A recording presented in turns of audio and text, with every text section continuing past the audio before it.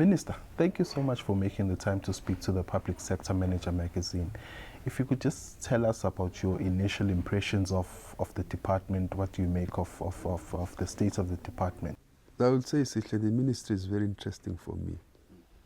I haven't found anything odd. I think it's got to do with the fact that, as I said when I joined the department, that public service is in my veins. I was born into it. So there's nothing new for me except that it's an extended role which I'm happy to play and assist. Minister, in your recent budget vote, you spoke about the department's priorities. If you could just take us through some of these, what they are and what you seek to achieve. I will say what is interesting for me is that sometimes when we look into these 30 years into democracy and 30 years in advance, there is a gap that is in between, which is a psychological gap where we tend to think that so much has gone wrong in the public service, which may not necessarily be the case as far as I'm concerned. And when people look at the future government, they tend to move away from the past, as if the future government should be a total new era, which is not linked to the past, which is something that I dispute.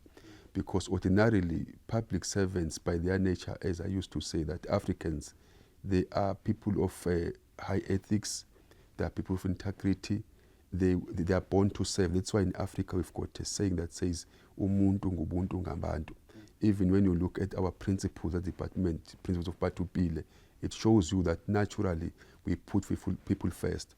So over the years, there is just one thing that we need to try and fix, which has been the fact that public service was professional, but somewhere along the way, as politicians, we started to politicize public servants.